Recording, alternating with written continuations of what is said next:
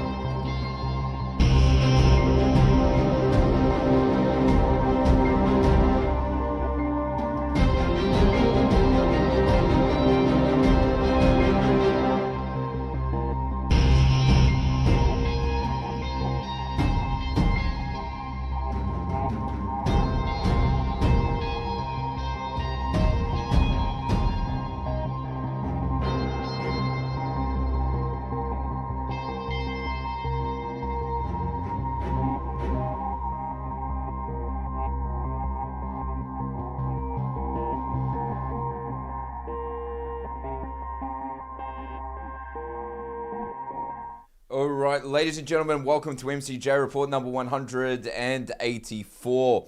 I hope that you are all doing super well on this Thursday evening, no matter where you are tuned in from. So why don't you go ahead and give the broadcast a share. Get the word out there, ladies and gentlemen, because we know that the algorithms within the world of big tech, they're not all that friendly to us here on MCJ Report. Therefore, it is entirely up to you. That's right, the MCJ viewers and supporters, to share to your friends, share the broadcast out to the groups, and let's get a bit of a crowd happening, ladies and gentlemen, because of course, you know what we do on MCJ Report is we will tell the other side of the story, otherwise left untold by the mainstream media, which unfortunately is becoming less and less useful by the day, wouldn't you say, ladies and gentlemen? But anyway, I can see a bunch of you tuning in right now, so we're live across 3 different platforms, as we like to do. We're on Facebook, YouTube, and on Rumble. I see a lot of familiar names there. There's Georgia, Lawns, Jess, Ben, Harps. How you going? It's great to see you, Van Presser, Rex. Really happy to have you guys on the broadcast. I hope that you're all doing well, and everything over my end is pretty good. And of course, when you live in the state of Victoria, there's never ever a shortage of content matter that needs to be reported on, especially when you've got this guy running the state by the name of Daniel Andrews. That's right. So we keep close tabs on this man because, of course, we are very, very skeptical of what he does and when he does it. So what are we talking about on the show tonight, ladies and gentlemen? So we've got a few things. We're going to be discussing excess mortality. That's right. Now, probably I'll be raising points that you are already aware of, but I'll be seeking to provide a little bit of further context that can load you up with talking points for your friends and family around the dinner table. Just really, really fundamental stuff. Also, it looks like we're heading towards yet again the introduction of another tax here in Victoria, as if it wasn't bad enough that we are already the most taxed state in the country. So we'll be speaking about that. Also, the Federal Energy Minister has made an absolute fool of himself on the floor of Parliament when putting up his argument against the rolling out of nuclear energy. I could not believe what I was watching, could not believe that an energy minister would misspeak in the way that he did. So I'll certainly be broadcasting that and commenting on that. And finally, wrapping up the show this evening, ladies and gentlemen, so very, very proud and humbled that we will be joined by the one and only Senator Gerard Rennick, a man for all of you who needs no introduction. Obviously, I am so very thrilled to have him on the show. And in our discussion, we talk about energy, COVID accountability, and the future. So a great talk that goes for nearly 20 minutes. And we're very, very grateful, of course, for having Gerard on the show. Alrighty, guys. So anyway, I can see that it all is connected and doing all right. So I'm going to get this show underway, ladies and gentlemen. Alrighty, but first of all, of course, if you are in Melbourne, I encourage you to come down on Saturday to the Melbourne CBD, 10 a.m., this time Bourke Street Mall. Okay, so the previous weeks, our rally for Vicky, of course, the Melbourne mum who has disgracefully been denied entry to Victoria's heart transplant waiting list due to her vaccination status. We are rallying for Vicky week in, week out. So come on down, 10 a.m. Melbourne CBD, Bourke Street Mall. Wear red and we respectfully ask for no flags, no signs. We want this to be 100% about Vicky. Just remember that today it's Vicky, tomorrow it's us. So Vicky may as well be our mum, our sister, our daughter. And as the saying goes, all for one and one for all. So be there in the city, 10 a.m. to show your support for your fellow Victorian Vicky. All right, now, we are going to run through some headlines, ladies and gentlemen. So we're going to smash these out. All right, somebody, a supporter of mine actually sent me a message and asked me to comment on the so-called Chinese police stations here in Australia. So what we're looking at are actually a couple of hundred, quote, Chinese police stations that have been rolled out all over the world. And generally, you'll tend to find these police stations situated in, say, countries that have signed up to various agreements such as the Belt and Road Initiative that has been put forward by China, which is basically a global infrastructure, soft power operation. But we've also seen a couple of these so-called stations pop up here in Sydney. Now, this hit the media late last year, and this is really just reminiscent, I say, of a government that has not bothered to take care of our national security, that has been far too relaxed, that has turned the other cheek. And the result of having a government that I say has not been engaged in really taking care of our national security is we have these quasi Chinese Communist Party controlled police stations, which are supposedly for the purpose of keeping an eye on Chinese expats living overseas. Even if that is the case, ladies and gentlemen, that is not a reasonable excuse for a quasi foreign police station to be set up in any country around the world, let alone our country here in Australia. But of course, in the state of Victoria, we've got a Premier, Daniel Andrews, who I think very much looks up to some of the characters that hold senior positions in the Chinese Communist Party. And we're just going to have to keep an eye on this as it develops, ladies and gentlemen, because unfortunately here in Australia, it's becoming harder and harder to actually tell the difference between the modus operandi of the Chinese Communist Party and some of the governments here in Australia. But I'll be most definitely monitoring for any developments. Right now, it doesn't seem to be anything out of the ordinary, considering what our government has allowed for, well over a decade on end in terms of the encroachment of Chinese communist soft power here in Australia. But I'll keep an eye on it. Alrighty. RBA Governor Dr. Philip Lowe received heavily discounted taxpayer subsidised mortgage perk for 5-bedroom house in Sydney's Risty East. Alrighty, so this has dropped in the news today. So we've got the Governor of the RBA who is doing very well for himself, obviously not overly worried about the constant increases in interest rates. We're looking at a 10th consecutive rise in interest rates, and we've got Dr. Philip Lowe who's on a pretty decent pay packet of over $1 million per year. That's right. So we're looking at around twice the salary of the Australian Prime Minister. And it's been announced in the media today that he's received a heavily discounted home loan, courtesy of going direct to the RBA. Wouldn't it be nice if you and I would have access to those types of financing arrangements? But nonetheless, ladies and gentlemen, my opinion is that yes, we've got this bloke here, Philip Lowe. He is a bit of an easy target, all right? So I think that he's a bit of a scapegoat for the government in relation to the extent to which our economy has been mismanaged over the course of COVID-19. So particularly over the past few years, he really is the perfect fall guy.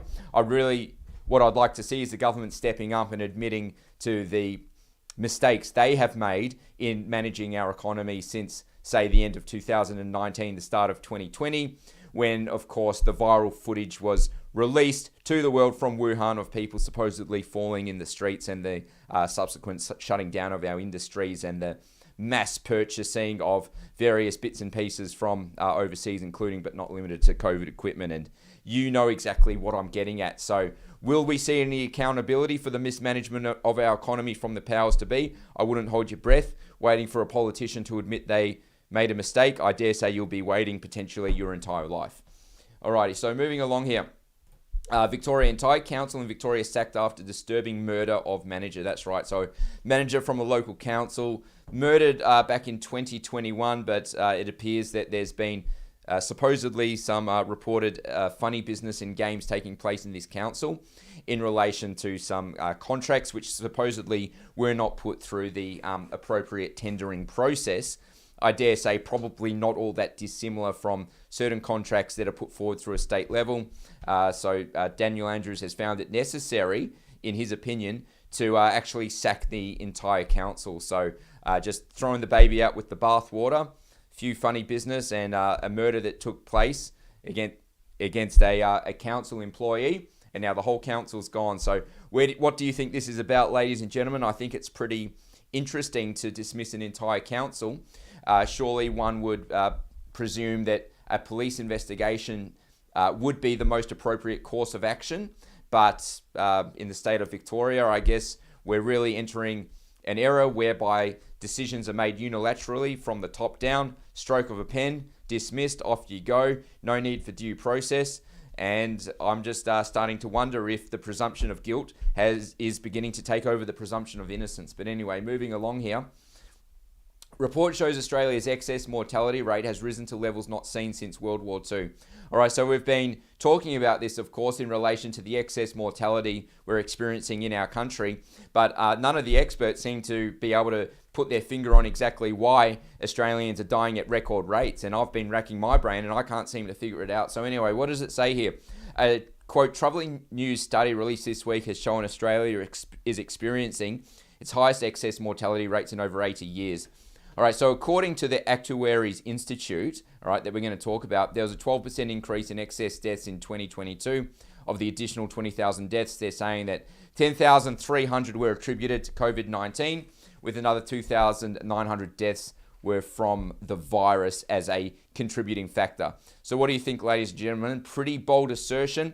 Of course, we see these major increase in excess mortality spiking in 2022 and continuing through 2023, really taking place deeply in the vaccine rollout. So let's take a bit of a look at this so-called think tank, the Actuaries Digital, that's published this report. And I took a look at their report, and what I can see is that this organization here, what they're really mostly doing is commenting on data that has been published by the Australian Bureau of Statistics, which is really something that anyone can do. So I'll save you the hassle of reading through this particular report, because I've already read through it, and it's really nothing that you cannot find on the ABS website. So they've said here just over half the expected excess mortality is from COVID-19. So that's what they're saying. Now, that's a very bold statement. And you'll see this type of language originating from the Australian Bureau of Statistics. Now, of course, when we read these studies, the authors of these studies will generally proclaim that vaccination has not been a contributing factor to excess mortality. This is what they say. But let me just take it back for a second, because in relation to deaths that have been attributed to COVID-19, first, it's very important to understand what defines a death that is attributed to COVID-19.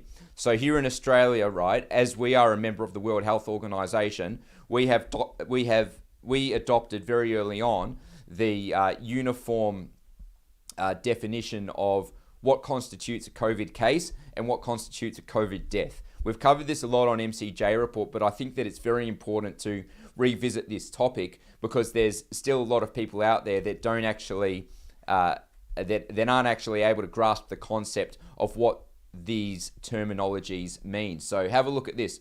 So international guidelines for certification and classification of COVID-19 as a cause of death. This is really important to understand. So this is straight from the World Health Organization, adopted by the Australian government, federal, state and territory governments. We've got here. Recording COVID-19 on the medical certificate cause of death. COVID-19 should be recorded on the medical certificate of cause of death for all decedents where the disease caused or is, quote, assumed to have caused or contributed to death. All right. So if a presumption is made that somebody may have passed away from COVID-19, then that's good enough for the official cause of death to be stamped on the death certificate as person A died from COVID-19. All right. So, and in order to understand what is a confirmed case of COVID-19, just going to run through this real quick. According to the World Health Organization, once again adopted by us here in Australia, a person with a positive PCR test, all right, regardless of clinical criteria, okay, or a person meeting the clinical criteria of COVID-19. So again, very broad, and we know that for sure a PCR test does not necessarily equal infection. We've covered that on the show before. So very loose guidelines there. So where do you think this is all heading, ladies and gentlemen, with the excess mortality? What's it going to take for the Therapeutic Goods Administration to actually provide a comprehensive weekly vaccine safety report and to actually start reporting on the real data coming in? We know that it's no secret that the risks were heavily underplayed by the government, and I think we're in a situation right now where we're sitting around thinking that maybe the government will admit that they made a mistake in terms of how they handled, the rollout and the mandating of drugs that at the time, and still are, of course, only provisionally approved.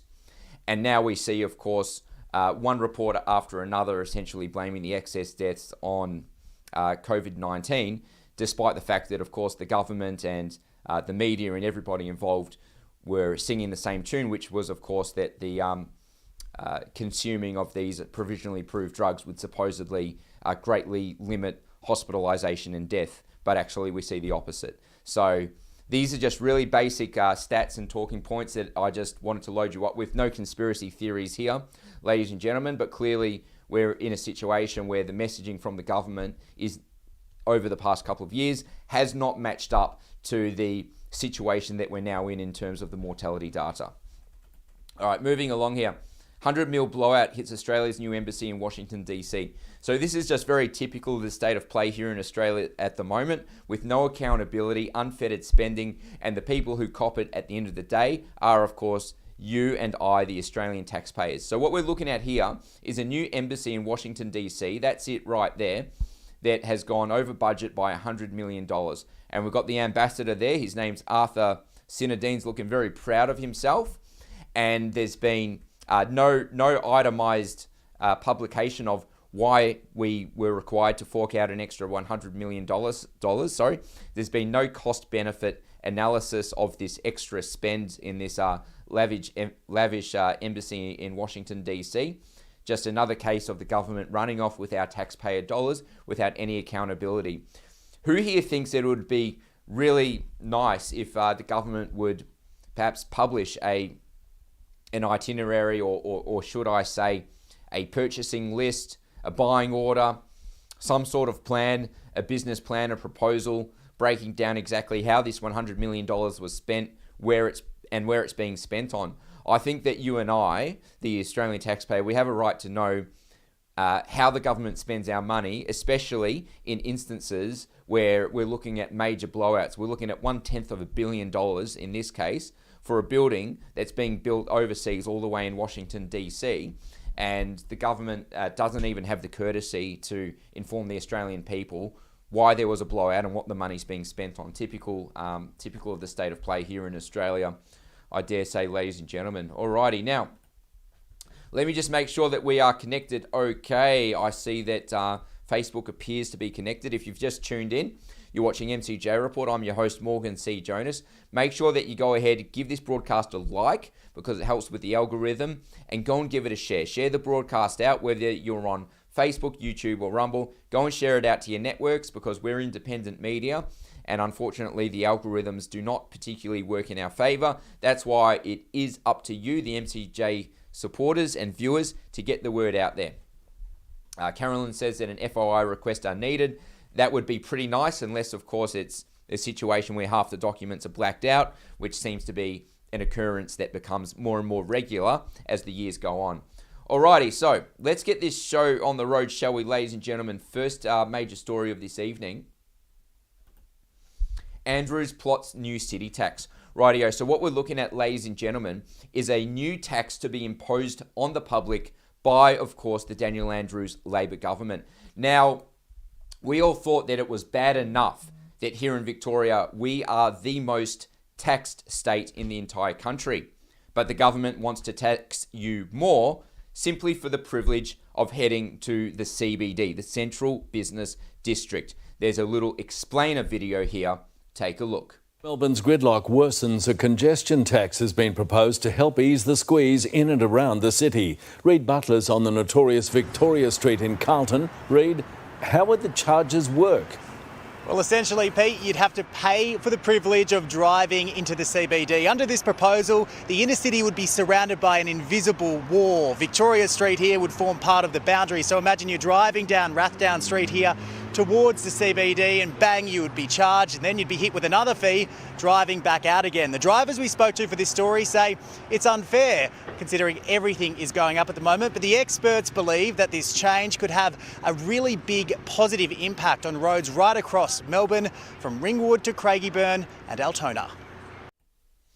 All right, so ladies and gentlemen, first of all, I just want to talk about the mention that was made in that little presentation in regards to the think tank that conducted the study, the analysis on imposing this new tax and supposedly the effect it will have on traffic flow.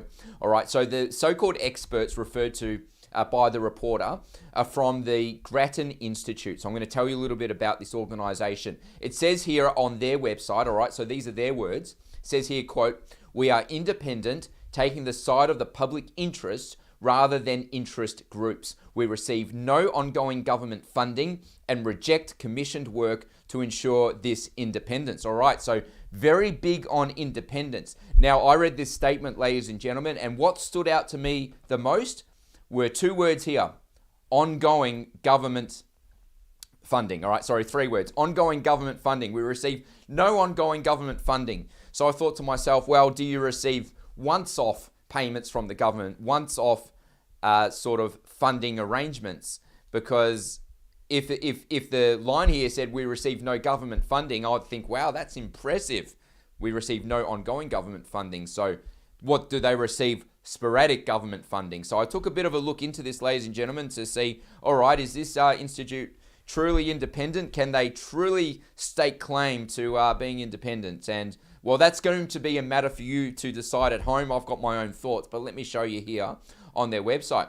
Alrighty, so Grattan began with a $15 million endowment from each of the federal and Victorian governments. Alright, so it's a lot of money, $15 million from each, ladies and gentlemen. Yet we've got the Grattan Institute on their same website beating the drum of independence.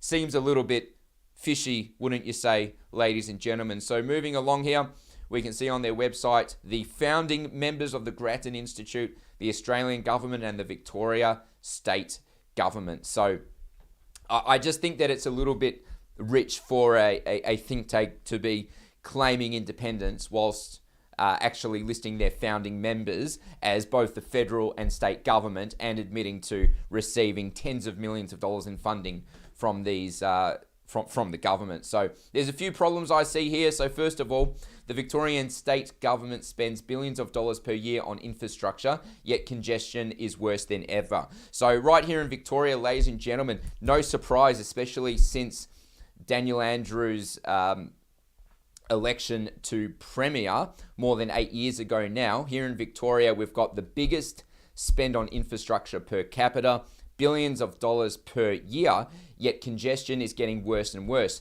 So the problems that we have in terms of traffic flow, these problems can be directly attributed to a failure in governance, not a failure by the people. Therefore, it should not be on the people to make up for the government's shortfall in these failures of planning and infrastructure. There should be a different strategy proposed for lowering congestion, but I'm going to get to that. All right, so that's the first problem there. Second, Victoria is already the most taxed state in Australia. Any increases in taxation will only hurt the already struggling middle class.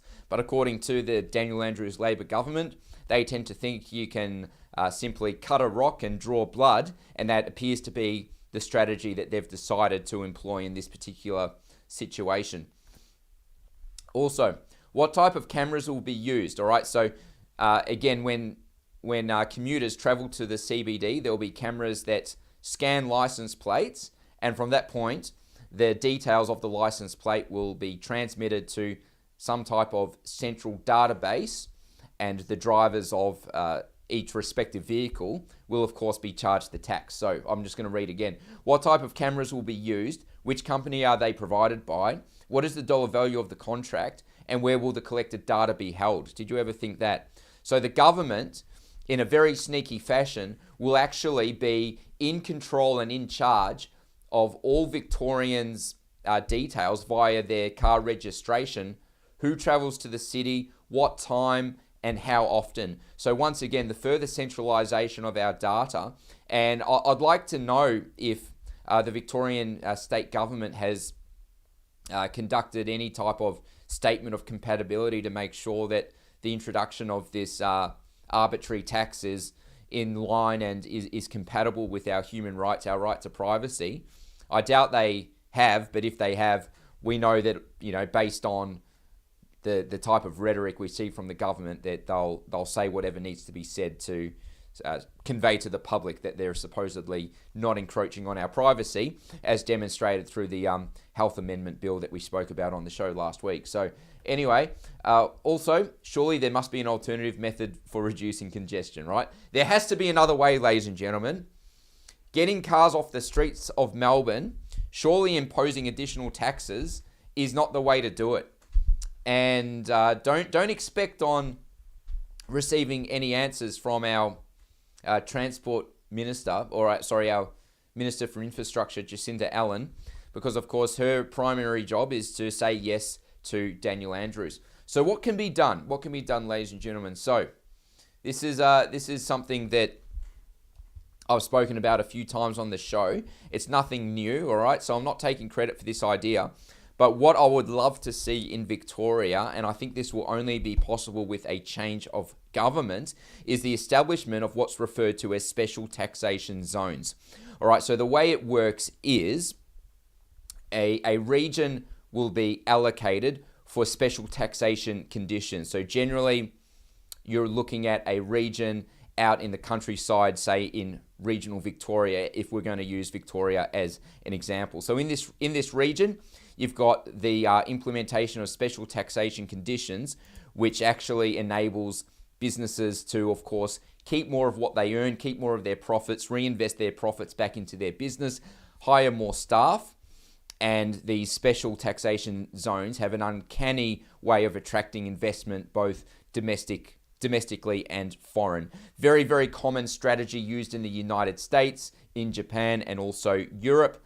A lot of the major economies in the world use these special taxation zones as a way of instigating economic growth in areas where economic growth is needed, right? And in our case, such as regional Victoria, could certainly do well with the economic growth. So some of the other benefits of setting up these taxation zones is, of course, the lessening of congestion in the city and in the suburban areas, say within metropolitan Melbourne. So as special taxation conditions are granted to regional areas, you will find people in the city moving out to the country in pursuit of capitalising from those special taxation conditions, whether it's in pursuit of a new job, a better paying job, or setting up a business. And of course, since the setting up of such zones reduces cars on the road, what else does it reduce? The need for the constant building of infrastructure. All right, so if you live in Melbourne, you'll know that any time you get in your car and you drive around the city or around the suburbs, constant roadworks, constant delays. So what we want to do is incentivize people in the city to move to the country, right, by providing tax incentives and that would also reduce the need for spending such huge amounts of taxpayer money on infrastructure projects. So put your thoughts in the comments. What do you think about that idea, special taxation zones? It's not coming up with anything new. This is a proven method that works all around the world for countries that implement it. I think one thing the government here in Australia does a particularly poor job of is looking overseas, looking to what works, and adopting what works into Australia. So, we don't want to see these never-ending infrastructure builds in Melbourne. We don't want to see the implementation of taxes. What we want to see, of course, is the incentivization of people in the city to move out to the country, and we want to see some policies that instigate major economic growth in regional areas, and that, I think, will improve the quality of life for everyone, and that's the type of thinking that I say that we need in our country. All right, ladies and gentlemen, Chris Bowen, the Energy Minister and Minister for Emissions Reductions, has made a complete fool of himself on the Parliament floor. I almost can't believe what the man said. I'm going to play you the video and give you my thoughts and comments on it in just a moment. This Parliament does have an opportunity in this coming period to implement very important reforms. Welcome back to Australia. Welcome back after your successful movie tour of Japan, Mr. Speaker. I recommend these movies to honourable members. Nuclear, what we can learn from Hiroshima, and the sequel. Nuclear, what we can learn from Fukushima, Mr. Speaker. They're all-time classics from the honourable member opposite. And Mr. Speaker, the member for Chisholm asked me about the opportunity and the necessity of reducing emissions from our large industrial emitters. And we have the opportunity. If you're going to write a note, you have to do it in Texter. You have to do it in Texter. Nobody can see that. Mr. All right, so ladies and gentlemen, you may have picked that up, but you've got there the Energy Minister putting forward an argument against the rolling out of nuclear energy using the example of Hiroshima, which was, of course, the United States bombing of a Japanese city in World War II. Okay, so how on earth is the nuclear bombing of a city during a war in any way an argument against the rolling out of nuclear energy here in Australia? Does the minister have any idea what he's talking about, ladies and gentlemen? Has Chris Bowen bothered to actually learn about the events from World War II? Is he ignorant? Is he making these statements on purpose? I'm scratching my head here, ladies and gentlemen, thinking, how can a man be so ignorant to use an example of a city that was bombed for the purpose of an argument against the rolling out of nuclear energy? It makes absolutely no sense whatsoever, ladies and gentlemen. So now, of course, Chris Bowen there clearly using the floor of Parliament as a circus, just putting on some sort of really strange and bizarre theatrical performance. You can see his colleagues in the back laughing, chuckling. It's just all one big joke. One big joke for the Energy Minister there, ladies and gentlemen, whilst millions of Australians are suffering under the increases to the cost of living, which includes the increases to our energy bills. What do you think that's all about? So let me just show you a few bits and pieces right here. So regulated power prices set to surge at least 20% this winter as energy bill reprieve ends. Okay, all just one big joke to the Energy Minister there, ladies and gentlemen. So let's talk about nuclear energy for a moment, because I feel that a lot of the myths need to be dispelled and debunked, and nuclear is not a dirty word. So me personally, I support nuclear energy, especially considering the fact that Australia has the most plentiful uranium reserves in the world, and we already store nuclear waste right here at home from France. So we mine it, we have it, we store it. It makes no sense that we don't utilize this energy, which is very environmentally friendly, very safe, very cheap, and very reliable. Why don't we use it? We could transform our industry if we only, shook the stigma that's held by some people who work within the walls of our parliament. So anyway, let's talk about nuclear energy and get used to this word, ladies and gentlemen, because it's a word that should be spoken around the dinner tables of every home in Australia. Everybody should be in favour of this energy. That's right. So, nuclear power in the world today. I'm going to read to you here, and this is coming from worldnuclear.org. The first commercial nuclear power station started operation in the 1950s. Nuclear energy now provides about 10% of the world's electricity from about 440 power reactors. Think about that. Only 440 reactors providing 10% of energy in the world. Now, ladies and gentlemen, that is called bang for buck. And I promise I'm not sponsored by the nuclear industry, just so you know. All right, so nuclear is the world's second largest source of low carbon power. All right, so all the greenies, all the environmentalists should be jumping for joy over the prospect of bringing this energy to Australia. It goes on to say, over 50 countries utilize nuclear energy in about 220 research reactors. In addition to research, these reactors are used for the production of medical and industrial isotopes, as well as for training. It goes on to say, civil nuclear power can now boast more than 18,000 reactor years of experience, and nuclear power plants are operational in 32 countries worldwide.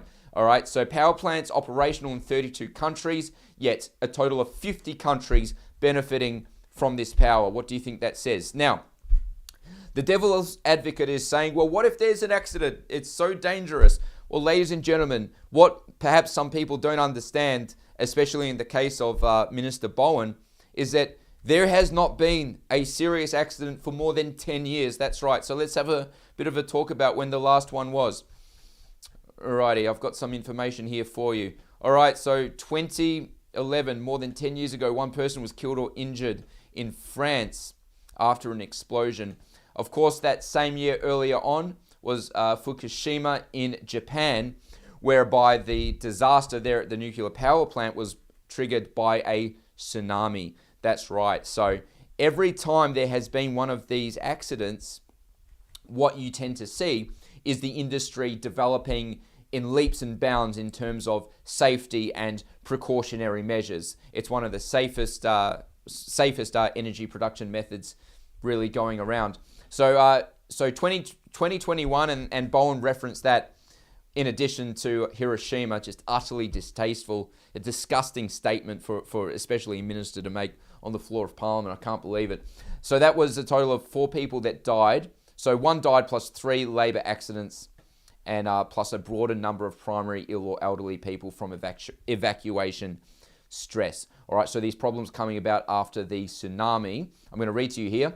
The Fukushima nuclear disaster was triggered by a tsunami that flooded and damaged the 3 active reactors at the Fukushima nuclear power plant, drowning 2 workers. All right, so more than 10 years ago. Moving along here. As I mentioned before, here in Australia, we are absolutely silly to not be utilising our uranium. We have the #1 largest reserves in the world. And as I mentioned before, we actually store France's waste. And we're basically just copying the most expensive power prices in the world right now. So we should have the lowest energy prices in the world. We should have the most plentiful, yet we have among the most expensive. All right. Now, the reason for this can be 100% attributed to a complete failure in governance in our country. It's not a failure of the natural resources landscape. All right. We've got all the natural resources. We're the envy of the world. We ship our uranium overseas. We don't utilize it for ourselves. So, ladies and gentlemen, what needs to happen in this instance? What needs to happen? Well, the only thing that needs to happen is for a change of government. That's right. So, get involved in your local political parties, stand for parliament yourself, get involved in politics. Things are only going to change in this country once the policy makers change. All right, we need to throw away the stigma attached to nuclear energy. All right, it is not a bad thing. It is a good thing. Okay, there's been just a handful of serious accidents throughout history. We've got 32 countries producing this energy, 50 countries using it, cheap, reliable, plentiful. We need it. And keep in mind that the greatest determining factor that brings about poverty is a lack of cheap, affordable, and reliable energy. We do not want to go down that path in Australia. So guys, get behind nuclear energy. Thank you very much. Alrighty, now, time for our feature segment of the show, ladies and gentlemen. Now, this is a man who needs no introduction. That's right. Australia's own Senator Gerard Rennick.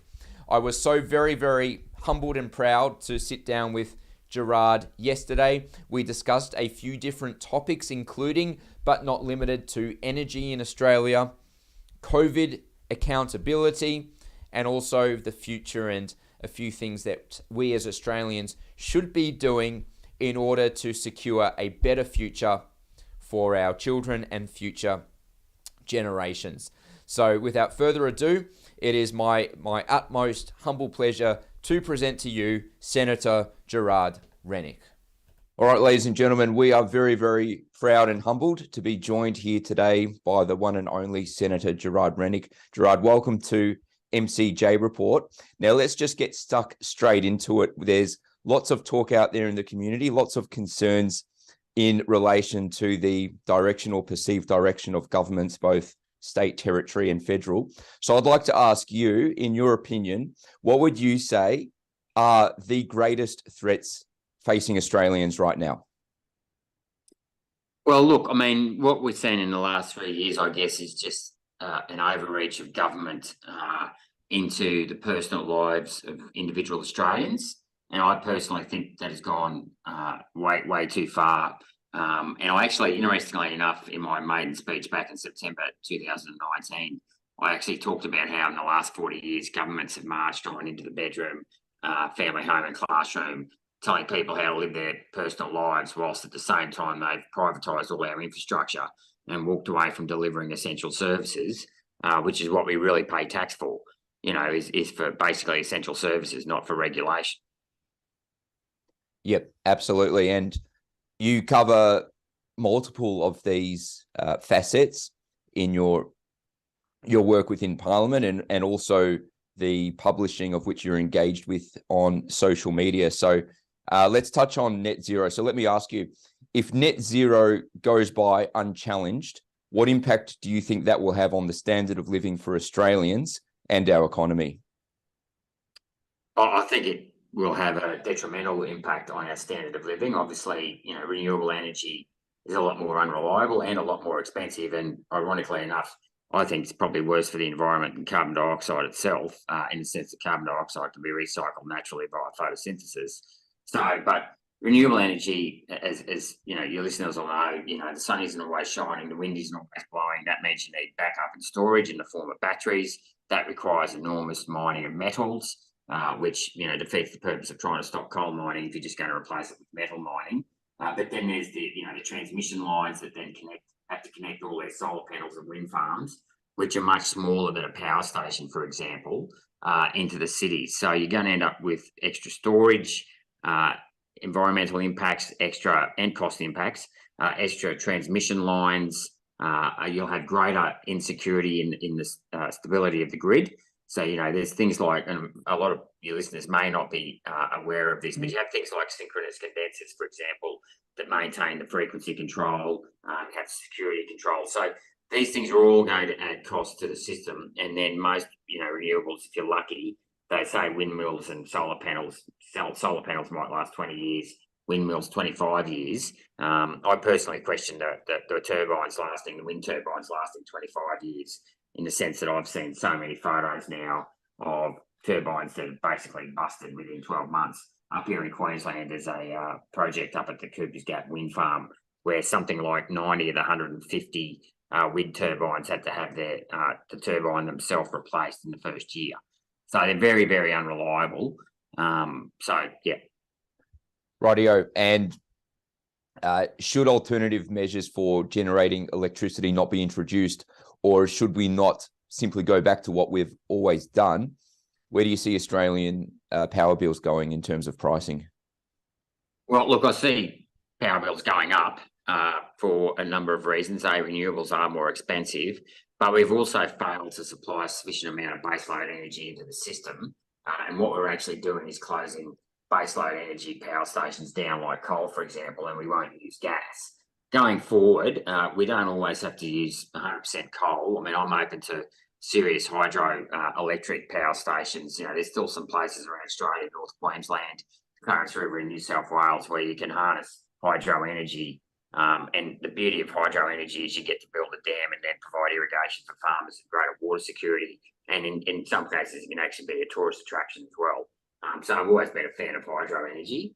And as well as that, I'm a proponent of nuclear energy. I'm not against using nuclear energy as an alternative form of power as well. Yeah, fair enough. Now, down here in the state of Victoria, we're in the process of the government, I suppose, partially nationalising our energy sector, closing down our coal-fired power stations ahead of schedule in replacement of massively subsidised and providing grants for wind farms to be built in the ocean. And our Premier Daniel Andrews, he's come out and he said that these new wind farms will provide thousands of jobs and reduce power bills. He hasn't provided any evidence as to making these claims. Where do you think he might be coming from in regards to that type of sentiment? Oh, I'd say he's probably coming from his proverbial by the sounds of that. His claims sound a lot like the claims of the Federal Labor Party, where they keep saying renewables are cheap and effective. But yeah, when you start drilling down and asking for specific questions about how many kilometres of transmission lines will need to be built, how many batteries will need to be built, Labor's currently got some community battery scheme. I think I'm shooting off the top of my head now. I think it's 224 million for about 100 community batteries that might power a couple 100,000 homes. It's completely, the cost of it's completely unsustainable. But whenever you try and and I've done this a couple of times in estimates, I've actually asked for a cost-benefit analysis on renewables out to 2030, which actually is only 7 years away. And they really should have that in place now, some costings for the next 7 years, given that they've legislated to get to 82% renewable energy, i.e. 43% reduction in CO2 by 2030. They need to have those costings in place now, because they've still yet to go out and build all of this so-called new energy supply. So they're a long way behind schedule as well. Yeah, rightio. And I guess a follow-up question is, can we trust the government to provide an objective cost-benefit analysis, or do you think a process like that should be outsourced to the private sector? You can never trust the government, Morgan, but no, I don't necessarily think it should be outsourced to the private sector, because then you'll have to pay consultants and they're just going to make it up as well. Because quite frankly, until you build it, you don't know. I mean, they need to break it right back down. Not that I think that what they're doing is a good idea, but they really need to have a much more incremental approach where they build one power station or one particular thing at a time and make sure that's up and running and, is 100% efficient in the sense that, there's users using all the power that particular power source may create. And they go to the next stage. I mean, they're going to be adding, all these sort of disparate energy sources across the country. And there's no central planning in any of this, because you've got to remember, at the end of the day, it's the state governments who are actually responsible for the supply of energy, right? So you've got all these state governments working on their own. You've got the federal government that comes in, and sort of jumps, touches it up as well. And then you've got the private sector as well. So I can tell you, whenever I've been in a meeting with three different parties and three different interests, you get this sort of a finger pointing arrangement. It's good luck to them trying to get to where they're going to get to by 2030. But unfortunately, I'll be extremely surprised if energy prices don't go up and energy becomes a lot more unaffordable in whatever manufacturing we've got left in this country, and small business, if not big business, is still around. Yeah, definitely. And it's very concerning to think what the future will look like for our middle class in this country unless we collectively get a bit smarter about how we run energy. Now, I'm going to frequency hop for a second here, Gerard, and I appreciate your insight on this topic. A lot of my supporters have most definitely had their lives turned upside down over the past few years. And I know that you've been in touch with thousands of people, and it seems that so many people just have heartbreaking stories of coercion, etc. And you've been a true champion of this cause, which is something that I really commend you on. And I know so many people do as well. Now, one of the questions that seems to get raised over and over again is For those in positions of power who abused their power over the past few years, and as a result of either their decisions or complicity, do you think there's any chance that we'll see these people ever held accountable for the damage that they've sown in our country? I think it's very, very slim, unfortunately. If we look at, precedents like the thalidomide disaster, that happened in the late 50s and 60s, and I'll stand to be corrected, I'm not even sure if an apology was given in Australia. And if it was, and like I said, I did know this and I've forgotten, so I'm sorry for that, but I think it was around 1990. It took about 30 years for them even to acknowledge that, thalidomide was the problem. An apology came from the company maker or the governments at the time.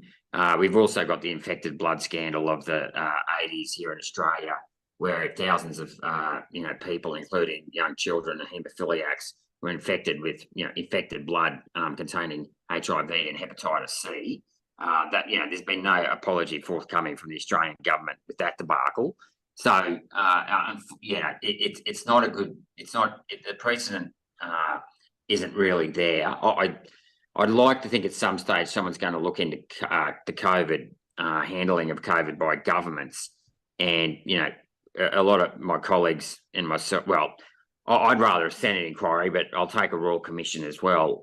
Want a Royal Commission into looking at the COVID management. My only concern with the Royal Commission is that the Prime Minister Anthony Albanese could constrain the terms of reference, number one. And number two, I don't have a lot of confidence in the judges actually understanding the biochemistry behind the vaccine, because these injuries have been caused by bad biochemistry. And most people on the street, quite rightly, not everyone's going to be a biochemist, right? It's not something that, if you ask a kid at school what they want to grow up and be, very few say biochemist, a biochemist.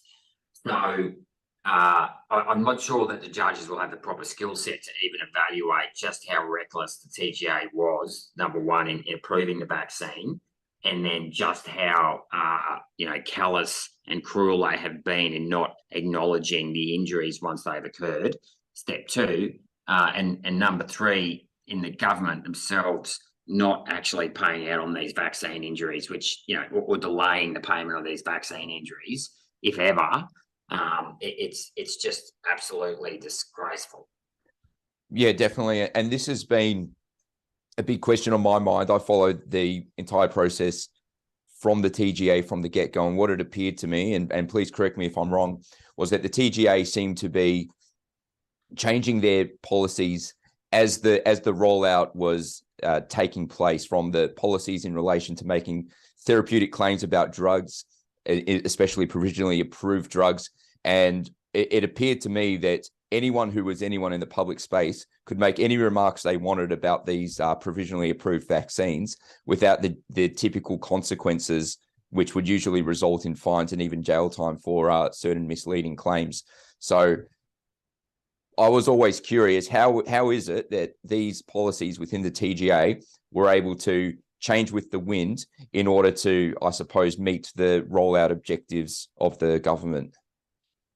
Yeah, that's a good question. And that would also encompass ATAGI, who are often making the decisions on. So the TGA would approve the vaccine, and then ATAGI make the rules around whether you wait 3 weeks between intervals, first and second interval, or 8 weeks. And look, they got away with it because obviously at the get-go there was a lot of pressure to roll the vaccine out, and I was always skeptical the vaccine was ever going to be a silver bullet.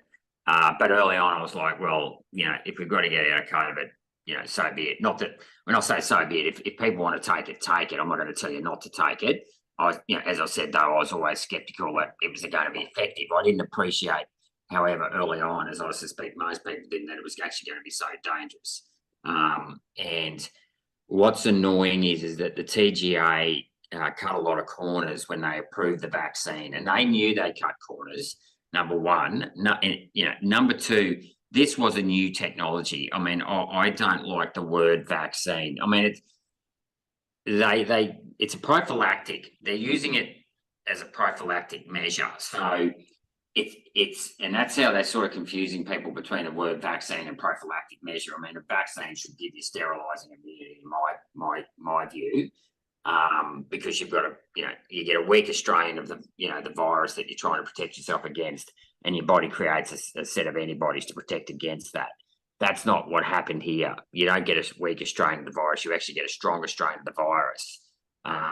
And you don't actually get the protection where it matters, which is in your mucosal system, which is down here rather than your blood. So it's all very well getting an antibody response in your blood, but if it enters your body through your nasal passage or your mouth or whatever, you need to stop it in your upper respiratory tract, which requires a different antibody. So they cut a lot of corners. They knew that this was a whole new drug that wasn't properly tested. And then when the reports of injuries started coming in, they've obviously started to downplay it. So, but they get away with it. Back to your original question, they got away with it because most politicians don't know enough about biochemistry.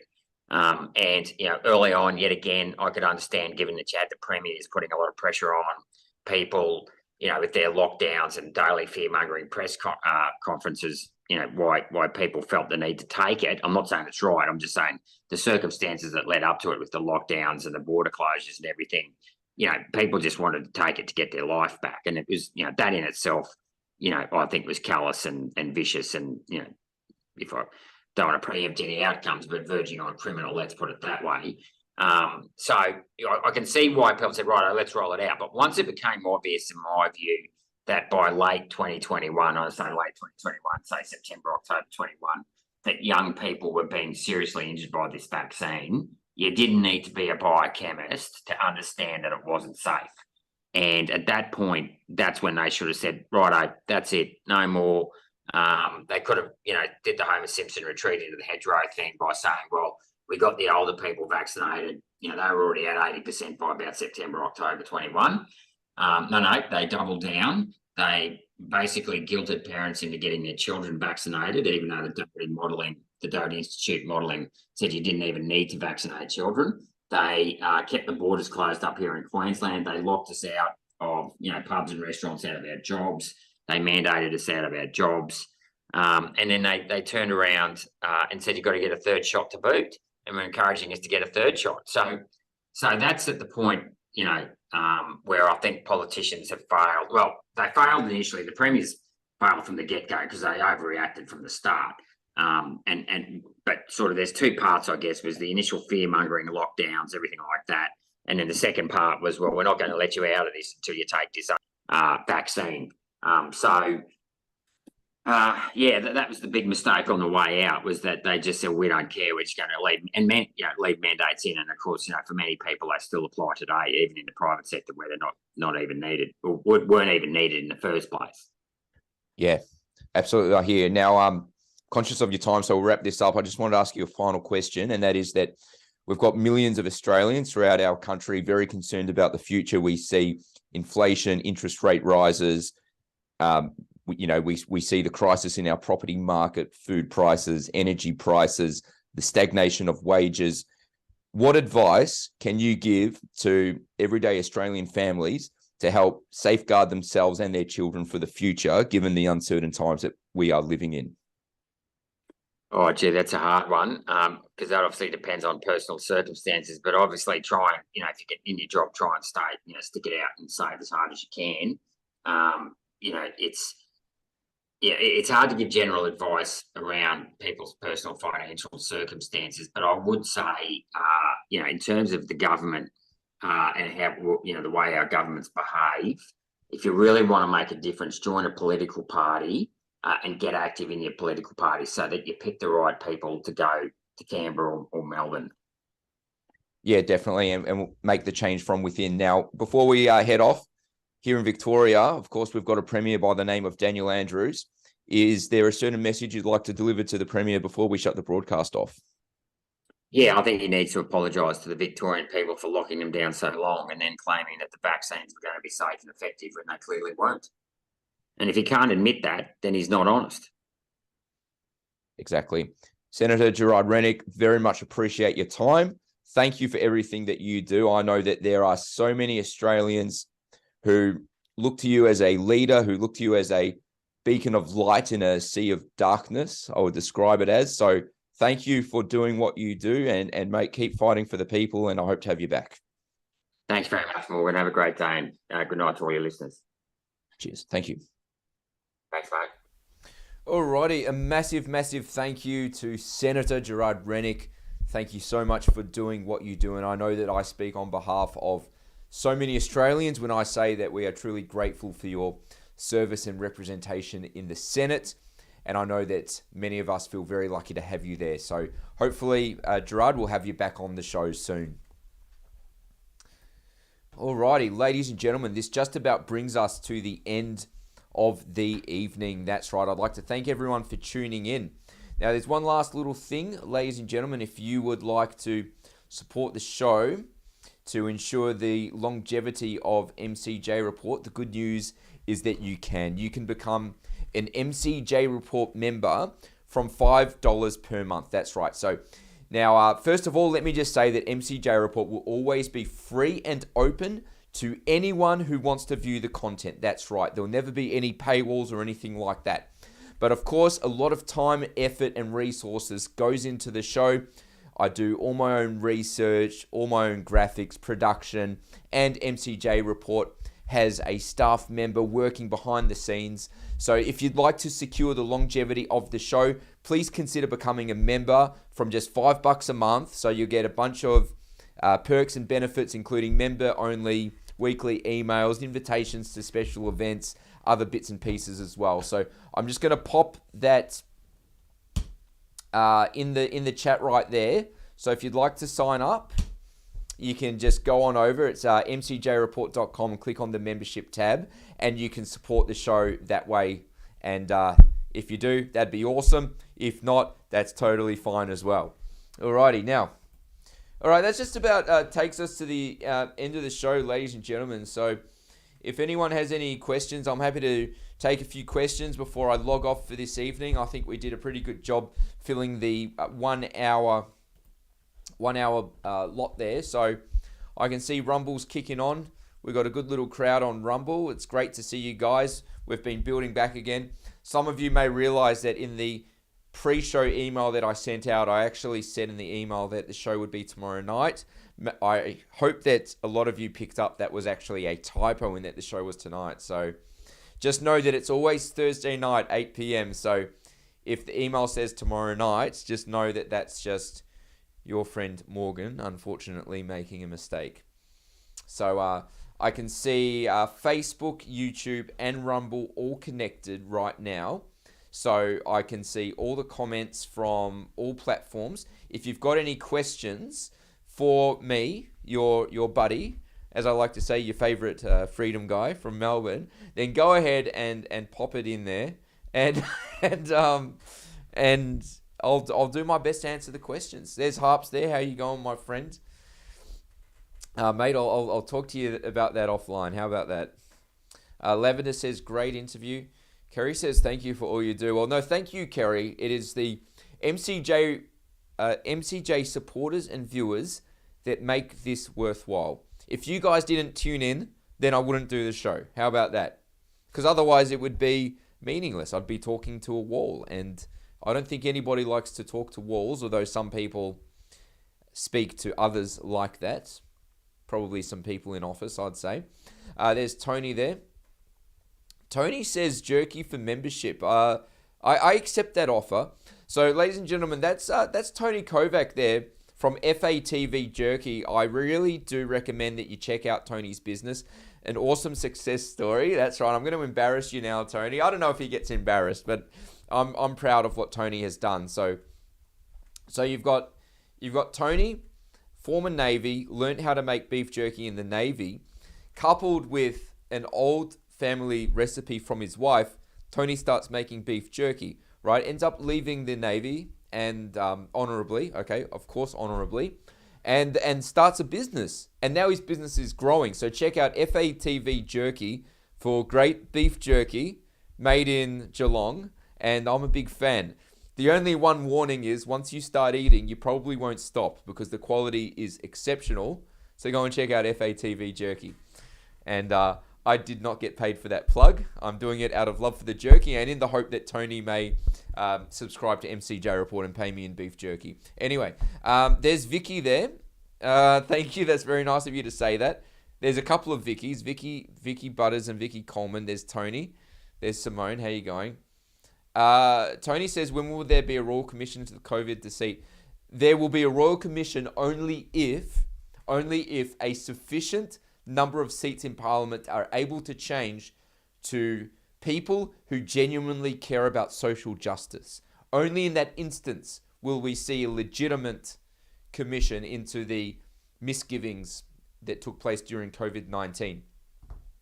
I maintain hope that one day justice will be served upon those who abuse their power and as a result of that abuse inflicted pain and suffering upon innocent people.